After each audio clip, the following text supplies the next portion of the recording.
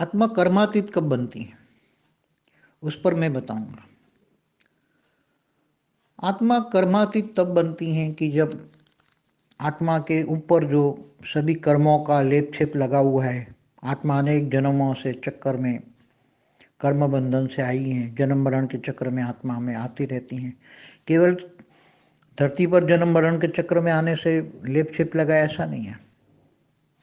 ऊपर सूक्ष्म वतन में भी रही हैं, अगर स्वर्गलोक में रही हैं या महालोक में भी रही हैं या ब्रह्मापुरी में भी रही हैं, तो सभी के आवरणों में लेप छेप तो लगा ही है, चाहे विष्णुपुरी में रही हैं चाहे शिवपुरी में रही हैं। तो आत्मा पर आवरणों का तो लेप छेप रही है। तो जहां भी आत्मा पर आवरणों का लेप छेप है वहां संकल्प चले ना, संकल्पों की भाषा। वहां तो जैसे विष्णुपुरी में रही या शिवपुरी में रही तो वहां संकल्पों की भाषा है। तो संकल्प चले हैं, तो संकल्प हर संकल्प वहां यहाँ कारण शरी या महाकारण शरी में रिकॉर्ड है।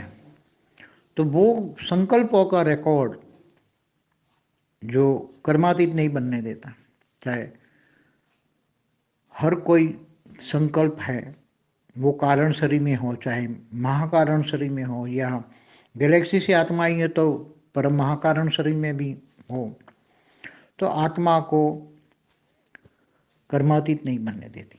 अगर आत्मा यहाँ से, जब आत्मा मनुष्य आत्मा नष्ट मोहा बनती है और ज्ञान होता है, ज्ञान और योग बल से आत्मा परमात्मा के कनेक्शन से आत्मस्वरूप स्थित होकर जो वो परमात्मा से पावर लेकर उसके ऊपर के आवरण हटाती है, ऊपर के आवरण हटाती है, तब उसमें जो रिकॉर्ड पड़ा हुआ है, चाहे कारण शरीर में जो रिकॉर्ड कर्मों का कारण, चाहे पॉजिटिव हो कर्म हो या नेगेटिव कर्म हो, उसका जो रिकॉर्ड है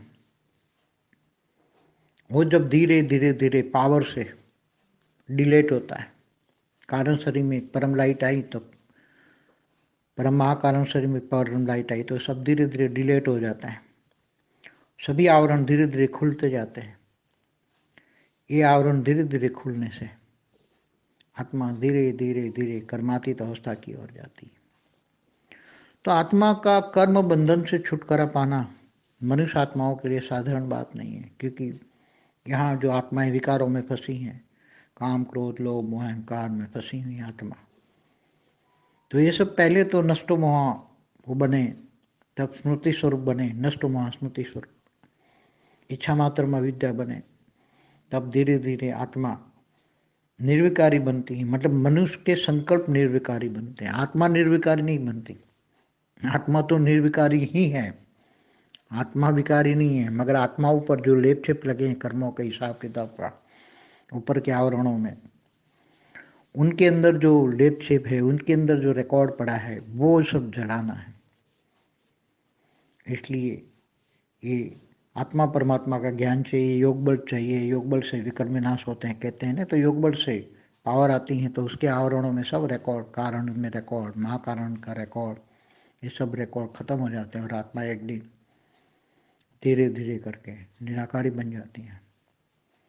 आत्मा जब निराकारी बन जाती है तो परमधाम में चली जाती है और फिर वहाँ उसको ओरिजिनल टोटली कर्मातीत अवस्था हो तो धीरे धीरे निराकारी परमधाम में जाने से उसको ज्ञान होता है, वो महापरमधाम में चली जाती है, महा गैलेक्सी में जाती है, फिर यूनिवर्स में जाती है, फिर जीवन में जाती है, G2 में जाती है।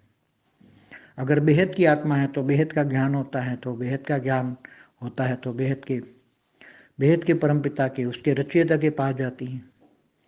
बेहद की आत्माएं बेहद के परमपिता के पास जाती हैं। हर कोई अपने अपने मूल रूप में जाती है, अपनी रचयिता के पास जाती है। जब कर्मातीत अवस्था हो जाती है तो आत्मा अपने रचयिता के पास चली जाती है।